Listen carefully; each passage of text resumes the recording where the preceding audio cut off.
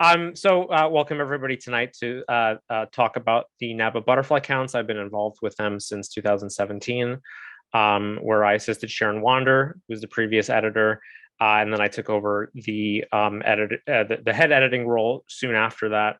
And this is a huge team effort on the behalf of the NABA administrative staff, especially Laura Bianco and Jeff Glasper again, Jim Springer, and Jeannie Wharton, and Stacy Cohen. I couldn't do without them. So let's get right into it. Okay. But first, I have a dire warning for everybody. And this warning is important because if you don't heed it, then you will, like myself, be noticed by your neighbors doing things like lying down in the grass to try to get butterfly pictures. It can be too much fun. And then if we add in the extra fuel of having to be out there and identifying them with the help of your trusted compiler, well, that's a whole nother level. And then you can even take pictures. I myself love to take butterfly pictures. I'm definitely myself more of a gardener than I am let's go take a hike in the forest, but that's fun too. And this is the number one reason to do it. It's a lot of fun. You get to go out with a lot of like-minded people and perform some citizen science and help us figure out what's going on in the butterfly world. Yeah, it's a good time. So I strongly recommend everybody who has not been part of the butterfly counts in the past, reach out to anyone doing your local count. I can also help be kind of a matchmaker for that too. If you're looking for, well, is there a count near me? Chances are there probably will be. And we will see later. We have a very nice map tool that helps us figure out exactly where the one closest to you is. That's why it's fun. Why it's really important is because this helps us develop an ongoing database, goes back over 50 years, all across the US, Canada, even Mexico. And this data is used by researchers internationally. It is a unique data set. There is really no other set like it. And if you want to do work on butterfly populations, this is it. This is pretty much, I guess I'm biased, but this is the best you can do. This is the best there is. And this work is not possible without people volunteering as compilers and as participants to go out there and do the hard work of finding butterflies and identifying butterflies, and then getting all that data to us. And I'm going to talk about how that works a little bit later on. Okay. So let me talk a little bit about the details about what we're looking for in terms of what qualifies a count to be accepted into the report and also into the database as an accepted count. We have a picture here from the count report 2 years ago. So this is the 2021, and we have a gray mini streak seen here on the Homestead, Florida count, and that's taken by Holly L. Salvato.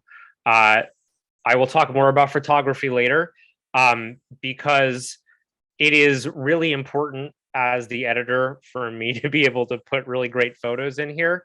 And the photography that we get from participants is fantastic. So I strongly encourage you, if you go out there and do a count, bring your camera, take a picture, send it in, and try to note who took the photo also.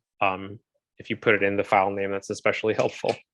But what are we looking for in terms of what qualifies a count? So here are the qualifications, the requirements. Okay. You need a count compiler and at least 3 other participants. So we need 4 participants total. That's the minimum. Okay. You need to choose a 15-mile diameter count circle that does not overlap with an existing one. We'll see later on, we have a really helpful tool that can help you make sure that's not the case. And we need 6 party hours of count activity. And we'll look at a more formal definition of what that is later. But basically, let's say that you have your 4 people, your 1 compiler, and your 3 participants. and you split them up into two groups, well, they each contribute towards party hours separately. We encourage this, and it's important, and we set a minimum of 6 on it because this is what allows you to cover more ground over the count circle, right? It's a 15-mile diameter. You're not going to get to everything in one day, obviously, but the more groups you have who move in separate directions, the higher the fidelity of the count, in our opinion. We require use of the NABA checklist for butterfly names. So our forms provide a list of butterflies, and they are keyed to the state you've selected. There are some situations, especially more recently, as we're seeing some migration, some population movement, where it may not be listed for your state, and then you'll have to enter that in manually.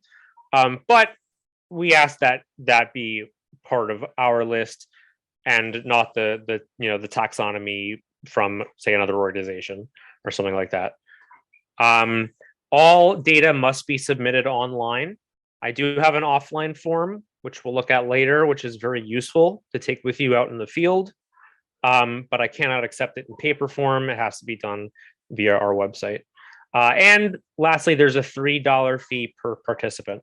So if you have 10 people on the count, we require a $30 administrative fee, and that can be paid either via check or via an online donation at our donation portal. Okay, so let's talk about what is a compiler exactly. What does that mean? So compiler, as in the verb, they're compiling the butterfly data. So they're responsible for conducting the count, and that involves picking a date, advertising it. Some compilers choose to do a broad public advertisement and invitation. Some don't. Some keep them smaller and private. That's up to the compiler. We only ask that you, as the compiler, make yourself available so that we can discuss that. In some cases, if there's someone in your area who also wants to do a count and that's overlapping the one that you're doing, I'll actually get you in touch with each other so that you can work together on the established count. It's the responsibility of the compiler to collect fees. Again, that $3 fee. If you also want to purchase a paper copy of the count, we do a print run of these every year. If you are a NABA member, that's $11. If you are not, it's $16, and we ask that be included in the fee payment so that we know who we need to send those additional copies to. Again, that can be done online or via check. You can mail it to the NABA headquarters. And then the compiler is responsible for submitting the count data online. And we'll take a look at how that works a little bit later when we look at butterflycounts.org. Okay, here we have another great picture from the 2021 count, which I'm sure I put in the report. Marine blue found on the Sabino Canyon, Arizona count. And if I move everybody's faces out of the way, I can see who submitted that photo. Oh no, I can't. There we go. Let's see. Marty Horowitz, that's right. Thanks, Marty. Okay. All right, so a couple of really quick general tips. Some of these are from Jeff. This one in particular. Again, I'll stress, splitting your participants into multiple parties allows you to cover more ground. Jeff actually does like 8 different parties on his count. And he really likes to get everyone together at the end of the count, at the end of the day, to debrief, compare experiences, collect all the data, obviously. He really likes having everyone come back at the end of the night and having dinner together also. So he strongly recommends that. Okay. So if you want to start a new count, we have this tool available on naba.org. I have the link here on the slide. And by the way, I'll be making this slideshow available if you want to download it or take a look at it later on. This allows you to zoom in and see what's around in your area. You'll see on the right-hand side, there are the counts listed. These are counts that have been active, I believe, within the last 3 years. Counts that are older than that, we generally consider dormant, and we would encourage you, if you want to do a count in that area, to resume that previously inactive count. These are modeled after the Audubon Christmas bird counts, and so that's why they cover a 15-mile diameter circle, as the Christmas bird counts do. And we'll take a look at this map a little bit later. Okay. We strongly encourage that if you are starting a new count, that you pre-register with us. This is a form that's also available on NABA.org, and I have the link here on this page. And this allows us to review where you would like to start a new count and just help you make sure that, again, there are no overlaps, there's not a historical count in the area, or that, there are any other potential issues that we see with it. That goes to a big group of us associated with the butterfly counts for review. Okay, let's talk about the count forms. And here to soften the blow of this a little bit, I have 2 Zabulon skippers on the Guilford and Rockingham counties, North Carolina count. This is by Leor Carlson. I'm sure this one made it into the report also. This is a really good picture. So we have online and offline count forms. Again, to have your count be entered into the database and to be published in the report, it needs to be done online, and I've included the link to it right here. But the offline form is still super useful. Many compilers will print it out and take it with them because it includes the checklist on it. So it's really handy for that reason. And it also has all of our rules on it. We'll take a look at that a little bit later. Actually, let's take a look at it now. All right, so can everyone see? Let's go to, here we go. Okay, this is the offline count form. Okay, this has some general information about the counts, along with the timing requirements. Again, if you don't remember, it's for adult observers, participants, same thing, and 6 party hours per count are required. There is a grandfather clause, but if you're starting a new count, we ask that you follow these requirements. There is also a separate form if you are in Canada or Mexico. Those are also available on the website. There's some contact information here if you need to get in touch with me. My email's here, along with the data entry website and the counts page where you can get the other forms. And then if we continue on, we see that there are some additional rules stating the area, what we're actually looking for. So we're looking for only adult butterflies actually observed alive in the wild during a single 1-day period. I am absolutely interested if you see immatures, and we do note that in each count. If you see caterpillars, and some people will also include that kind of information in the field notes. We'll talk more about the field notes later, which is a place for the compiler to add any additional comments to the count that they want to have noted in the database and also potentially have be published in the report.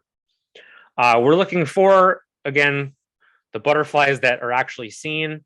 And if you are not sure what the species is, that's okay. We're also interested in the information, and it is included in a special unidentified section in the count report.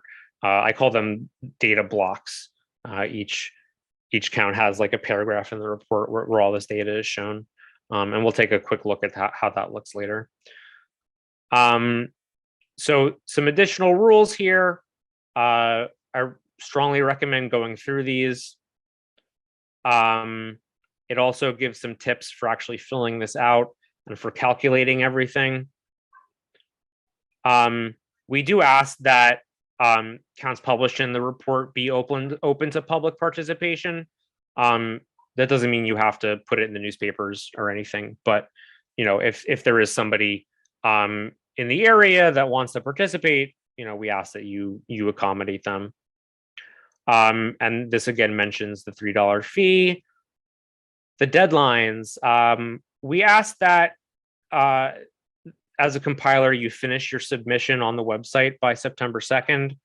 Obviously, if you're doing a late season, like a fall count, or if you're in Mexico, where those counts start later on, that deadline's a little different. But for everybody else, we ask you try to get it done by September 2nd. And then we have a press release. We don't have to worry too much about this, but it is available for you to use as a compiler if you would like to leverage that and advertise for them. We also have the participants list. So what we're looking for is information from your participants. Basically, what gets published in the report is your first initial and last name. Okay, and that's all. The compiler themselves, as we'll see in a little bit, has the option to make their email address as a compiler public as part of the report. You don't have to. And there's a little box you can mark off saying, I don't want my email address published in the report. Okay. Some people have lots of participants. That's really nice for them. This is a paper version of what we will see later on the website, where you mark information like what year the count it is, what day you hold it, what time of day, information about the weather. For your first count, you're going to be filling out information in this box, including the coordinates, a description of the center, the elevation. If there are parks, WMAs, or other conservation areas of note, we recommend noting those. A description of the habitats that are encountered during the count, uses of land within the count circle. And we also ask that you submit a map of the count to us as well. And that's part of what the pre-registration process helps you do. Also, and it's unfortunate, but we also ask if there's any destructive processes going on here, to note that in the imminent threats. And that helps us also to get a feel for, maybe why a population may be more different than expected from one year to the other. And then we get to the list of butterflies. So this is the official list from the NABA checklist. And we have everything organized by family here. So this is something that you can use to actually mark off what you see and help to submit the information later. We'll see the website looks exactly like this, and you just type in the number into there, and then it collects it all and gives us a very nice data block at the end. Okay, here's a section for immature butterflies. And the headquarters address to submit payment by check if you'd like to do that. All right, so let's go back to the presentation. Okay. All right. So that's the offline form for your use. You don't need to use it. This one you do. This is our online form located at butterflycounts.org/NFJ. Okay. I get to this page by clicking Start a New Butterfly Count after I may have made a new account. You can go ahead to that and sign up. This is the first page, the count form. We have the count form instruction guide, so there is another digital version of the instructions. This is less like the offline count in how to conduct the count and more how to actually use this website. And then just below that is the FAQs, which we'll look at a little bit later. Okay, and we have this handy button to check my input for completeness. This you can use to make sure that you filled in all required forms, which is important because you want to make sure that's the case, so that at the end of the process, you can submit this to your regional editor, which I'll talk about a little bit later. The regional editors help to qualify the data that the compilers send in. Okay, you also have an opportunity to mark off which season the count is in, the state, the count name, and that other information about the location and the elevation and so on. Okay, scrolling down on that form of special importance, we have the number of observers. You don't type this in directly. This is drawn from the participants you add during the participant step. You have the number of field parties that the group was divided into, the total number of party hours. Again, it must be 6. And also we ask that you note how many party miles were covered on foot. So in other words, if we have 2 parties, each covered 5 miles, that's a total of 10 party miles. Okay, here over on the right, we see where the compilers lists their information. I want to just note that as the compiler, you yourself do not have to be the actual individual who uses this website. You can have someone do that for you. But the information that's listed in here, it should be the compiler who actually conducted the count. And then there's a little box there where you can say not to publish the email address. Okay, but I need that in case I need to ask you questions once the data has been received. Okay, and then the all-important field notes box. So the way that the report generates your section of the count report is that it takes all the data from your participants and the butterflies that you saw and puts it in a specific format. If you want to add any other context or commentary or anything that you think is relevant as a compiler, the field notes section is the place to do that. Okay. I do ask that things in there should be directly related to the count or to, you know, something that seems reasonable context that somebody would want to read and that should stay in the database. Okay. All right, so let's take a quick look at the FAQs. Okay. They're listed here, but I'm going to show us what they look like on the Butterfly Counts website. So again, real quick, I'll show everybody how you get to here. Okay. This is butterflycounts.org. Okay. If you want to get started, you click on sign up. Okay.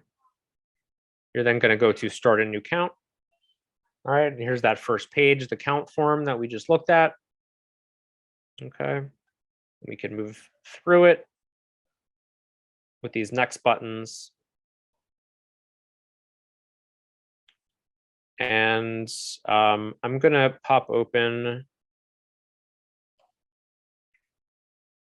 one from last year, go to my local one, the Great Swamp. Okay. All right, so once you've entered this information here, you see we have the center, the location, and so on. You're then going to move on to the participants tab. Okay, so we have the participants. You also have the butterflies where you're going to be listing what butterflies were seen.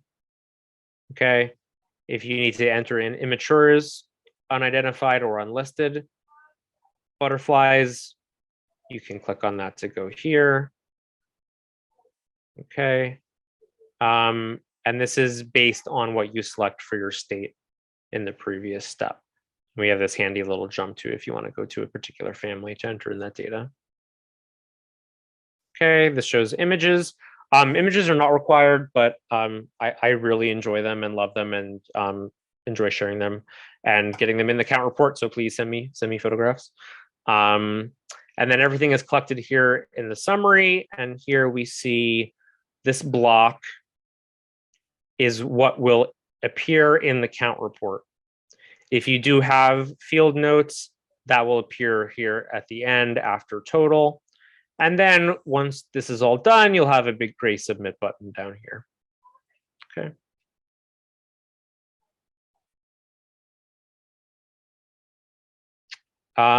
So we've talked about year of count. So, well, actually, I should say we haven't talked about year of count. So that just means how many years has it been going on.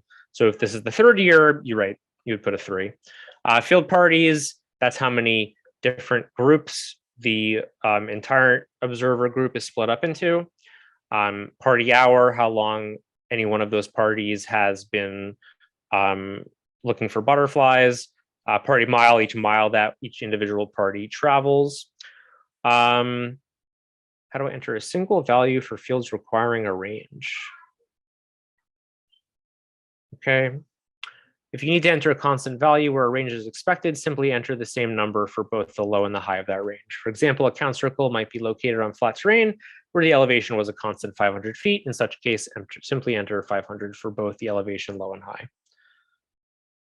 Okay.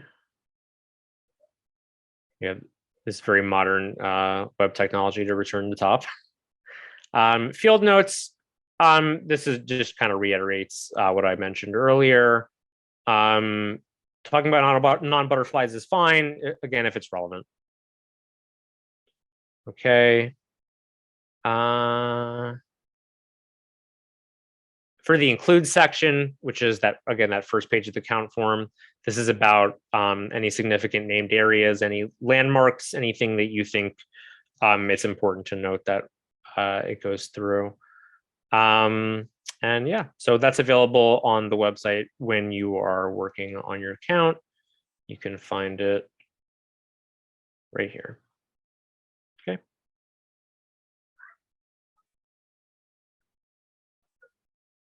All right. Here's a much more fun topic: equipment. All right. Here we have a group from, I think this is Roy Larson Sandylands. Yep. Texas from 2021. You may notice, what does everybody have? Binoculars and cameras.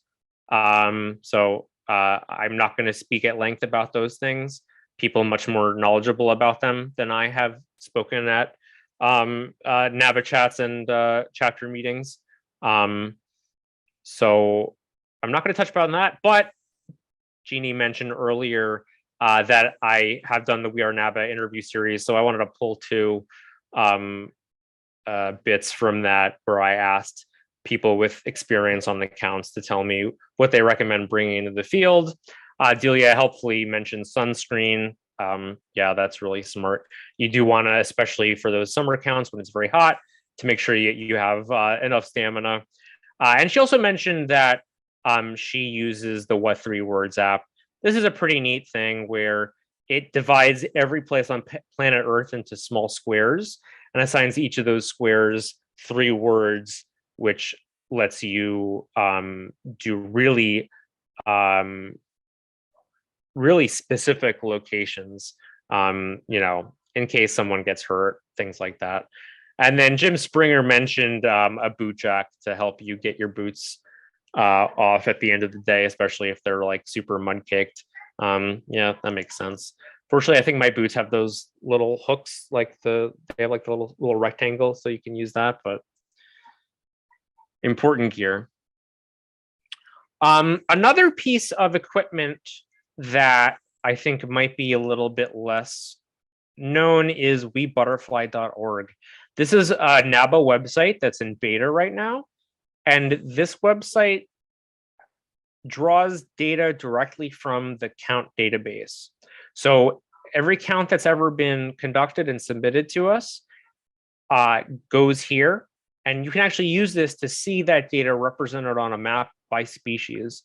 You can also create your own account. You can see you can log in up in the top right-hand corner and record your own field trips that aren't even part of the butterfly count program, if you like.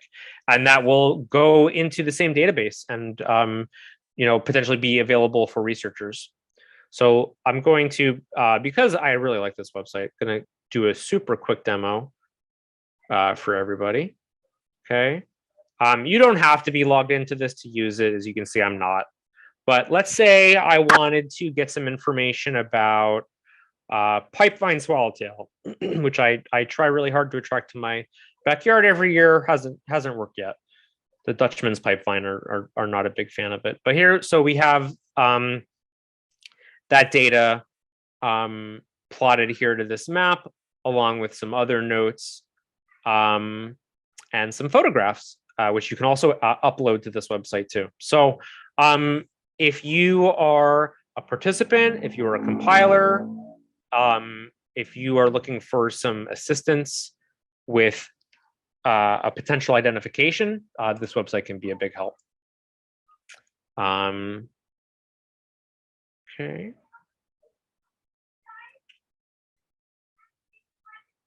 All right. And I just want to talk briefly about supporting the count program. Obviously, the best way to do that would be to start a new one. Unfortunately, we do see the number of total counts decline a little. I should say number of total active counts decline year over year. So starting a new one is really, or I should say, starting a new one or resuming a historical count is the best way to support the count. But otherwise, you can do it is to purchase a paper copy of the butterfly count report when you submit your data, and the participant fees to become a member with NABA, and you can donate directly to support the butterfly count program. Okay, I think we may have hit the questions portion already. Let me jump out of here real quick.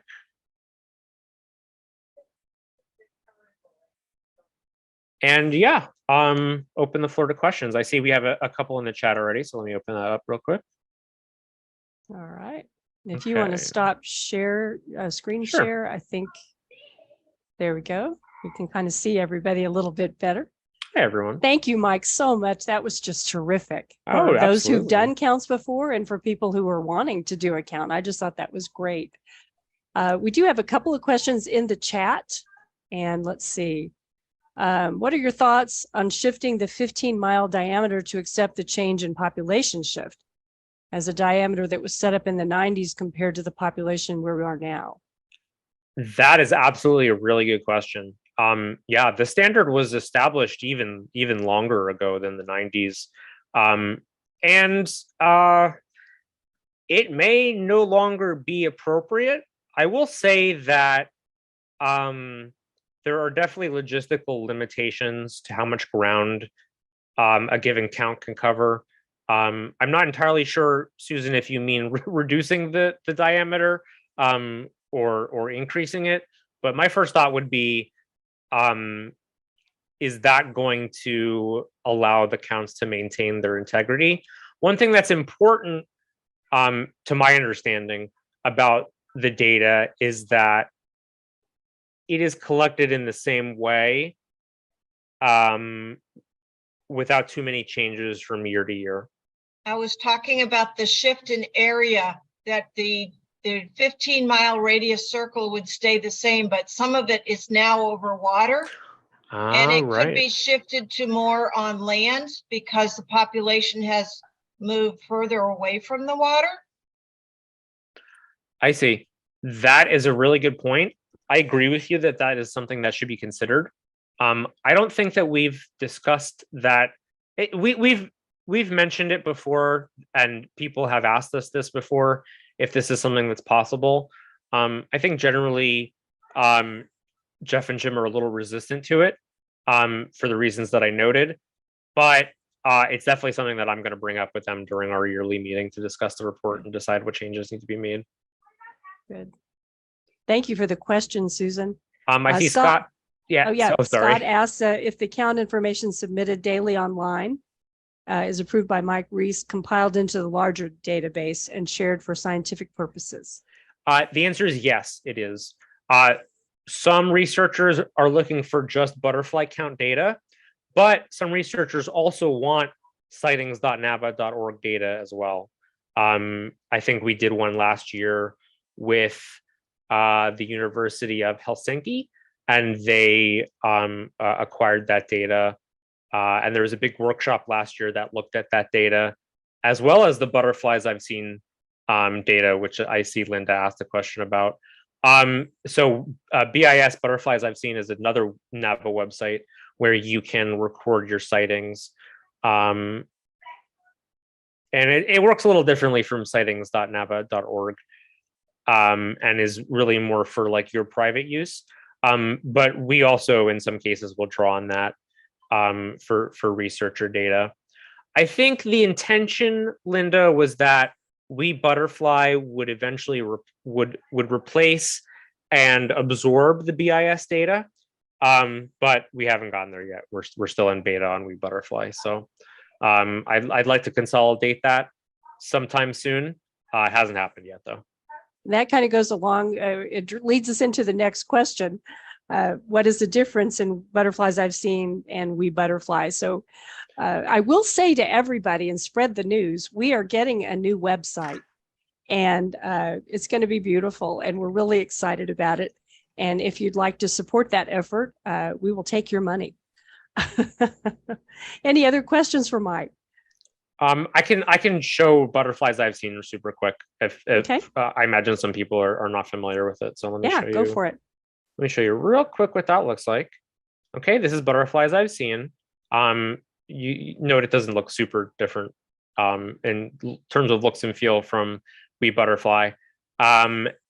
This is more for you as an individual user. You don't have access to look into other sightings and other parts of data, but it does let you curate your own information via your life list, all the butterflies you've ever seen. I haven't filled mine out yet, but I'm waiting until it's a little less depressing and I've seen more of them. And you can also record your own field trips. And yes, this data absolutely is leveraged by researchers, and is part of our database of scientific data. One of the things I wanted to mention is when you volunteer to take part in a count, you can also use, some employers will, you can report the number of hours you've taken part in an effort like that, and they will give a donation to NABA through Benevity. So you might look and see if your employer offers, it's BENEVITY. I know that it is an option for people who work for Apple, who work for Google and some of the bigger corporations. You can say, hey, I volunteered 6 hours on a butterfly count with NABA, and they will donate, I think it's like $25 an hour, isn't it, Mike? Something like that. Yeah, I guess what you said, yeah. Yeah, so if you do, donate some of your time like that, volunteer, that can be leveraged into a donation of actual funds to NABA. So, all right, we have another question from Christine. Do you coordinate with Xerxes? And do you want to address that, Mike? Sure. So actually, interestingly, these counts were originally run by Xerxes, and we took the baton from them to continue that work. In terms of coordinating with their data, no. I'm afraid the two are ships passing in the night a little bit, but that would be very interesting. I haven't really seen any of their data myself. I did notice on their website, one of their scientists cited our data in a recent story. So I was amused and tickled to see that. Yeah. We do coordinate with Xerxes in a sense through the associations we have, like the Monarch Joint Venture. Yes. But in terms of the actual data, no, unfortunately.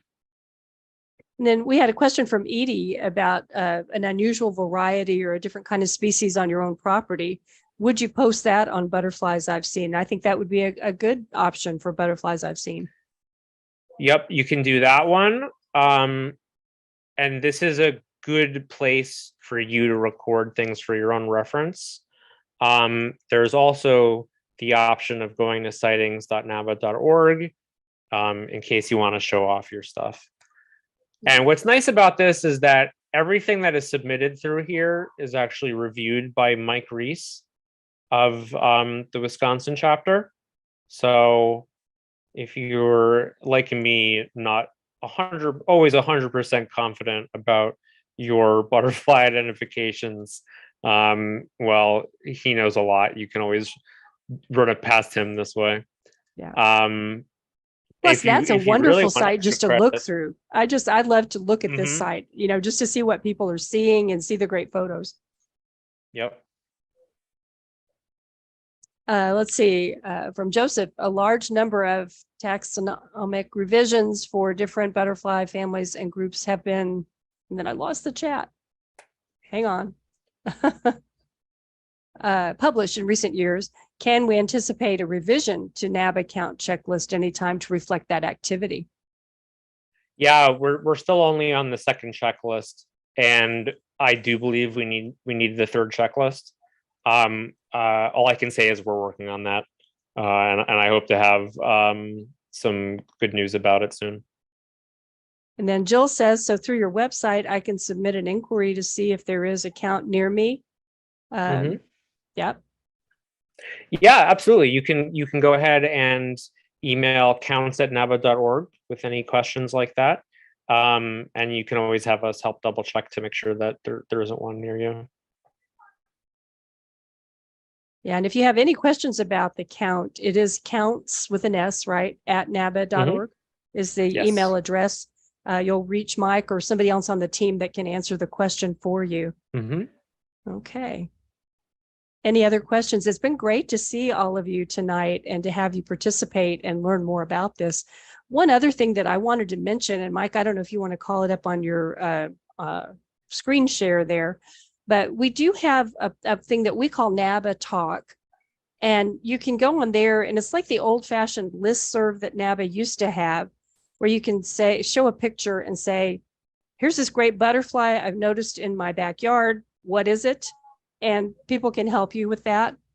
We have a few people who can help with plant names, and you can look at that too. And that's on the website for members of NABA. Yeah, let me show. I wanted to not. Yeah, if you can show that. To have everyone see the admin screens. Yeah, you have to log out so you're not the administrator now. Yeah. So really, this is an old-fashioned forum. And what's really nice about it is that unlike the old email distribution lists, we can upload images to this, which is very important for what we do. I love that Bob has participated, and Steve and some of you others who are on the call, you know about this and have done some of this. That's great. Yeah, there was a time where our distribution list was downright hopping.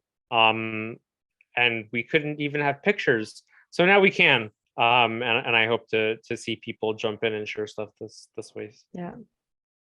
Super. All right.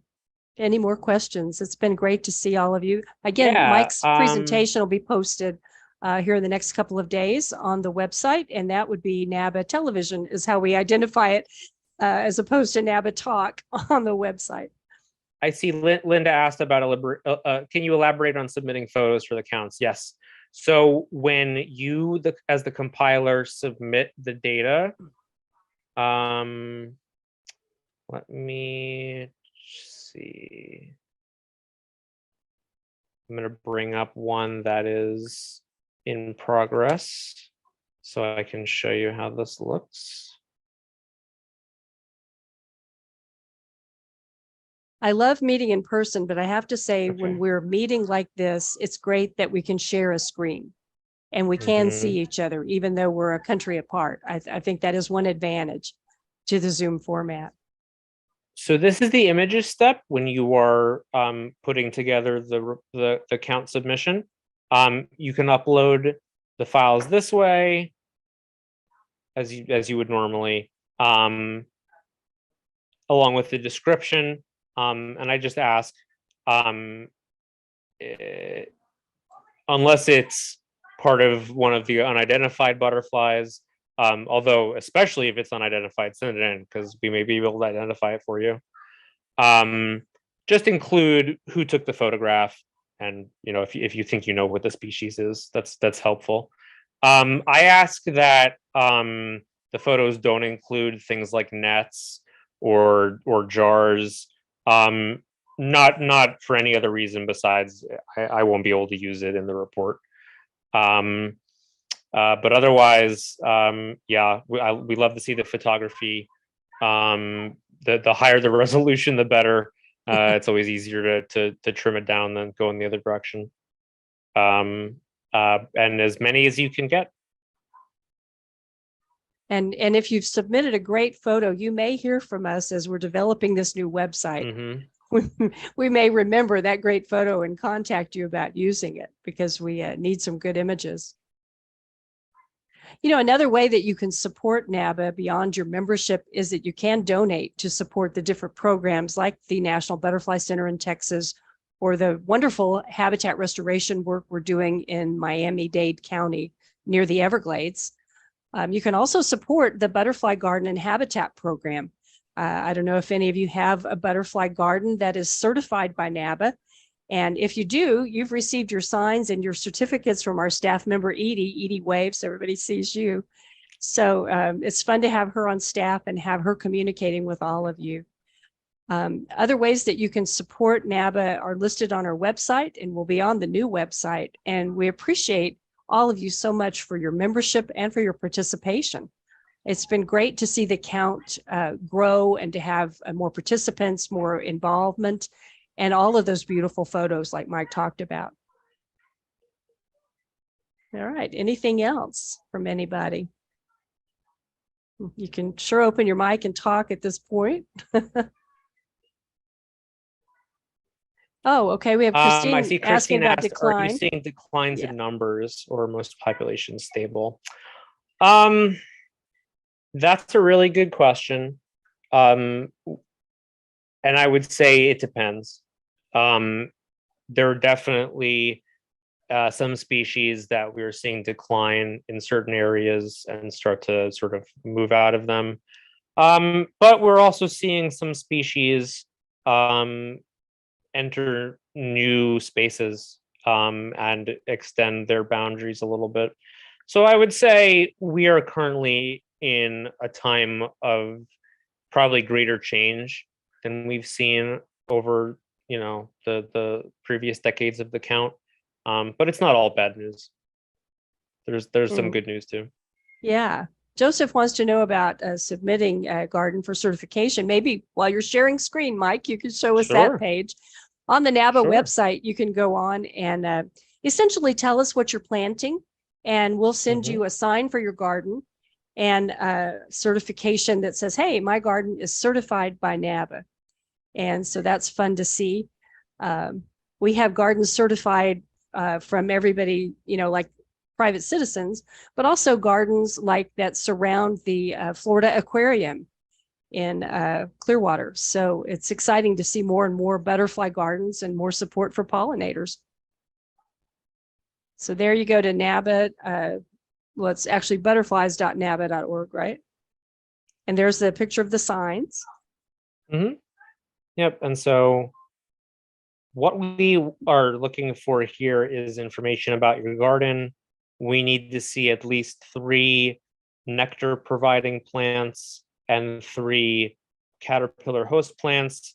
And you have the opportunity to enter those in on the form on our website. So yeah, we hope that more and more of you will be certifying your gardens. And I think it would be really fun to have people send us a picture of their garden with the little sign. I want to do more of that, like on our Twitter site. I think that'd be really fun to see. And I wish I could personally visit all of you, Joseph, and see your garden. That would be fun. So send us photos of the garden too. That'd be great. I see Edie nodding as she's sending you the signs and stuff. It'd be fun for us to see what you're growing and what kind of species of butterflies you're seeing. All right. Any more questions? Well, this has been great fun. And Mike, thank you so much. I know you're busy and this has just been great for you to take time and visit with us.